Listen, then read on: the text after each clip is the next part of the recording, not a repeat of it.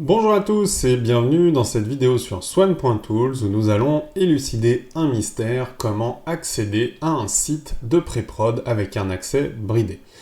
Alors, il est très probable, et c'est une bonne chose d'ailleurs, que votre site en pré-prod ne soit pas accessible ni à Google ni à vos concurrents, car vous ne souhaitez ni dévoiler quelle va être la prochaine version de votre site à vos concurrents en premier, ni que Google l'indexe.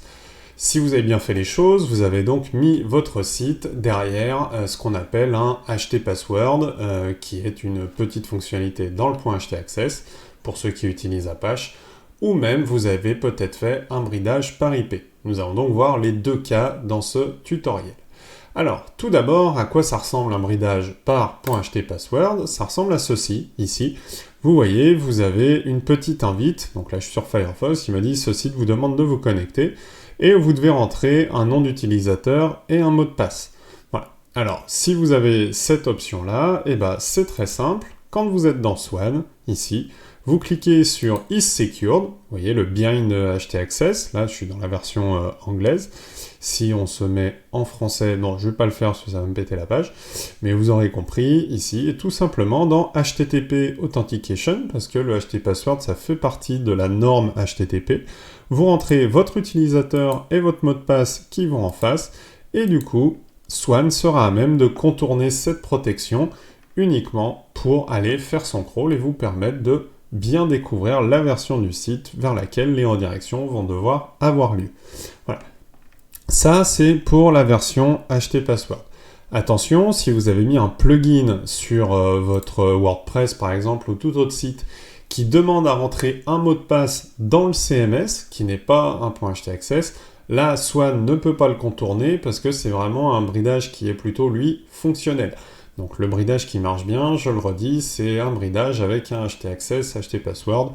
Vous retrouvez des fonctionnalités équivalentes, bien entendu, sur Nginx. Maintenant, un autre cas qui peut exister, c'est tout simplement un bridage par IP. Quelquefois, vous avez l'IP interne de votre service qui va être accessible, ou votre IP à vous qui doit être déclaré, ou peut-être par un VPN. Et bien ça, c'est tout simple, il faut juste que vous rajoutiez l'IP de Swan à la liste des IP autorisés. Alors, quelle est l'IP de Swan, me direz-vous? Eh bien, c'est très simple, je vais vous montrer. Vous allez, alors sur Windows, vous pouvez faire Windows R ou sur Mac, vous lancez dans le terminal, mais donc sur Windows, je fais ici CMD. Je me retrouve avec l'invite de commande et tout simplement, je vais aller pinguer le site swan.tools ici et il me répond, réponse de 51.210.5.6. C'est tout simplement l'IP avec laquelle Swan est affiché et va aller crawler du coup votre site.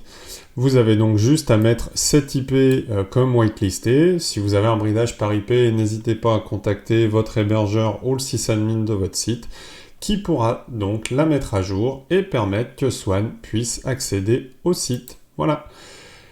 J'espère qu'avec ces instructions, c'est désormais plus clair et que vous allez pouvoir démarrer votre projet de migration SEO sereinement. À très vite sur Swan.tools.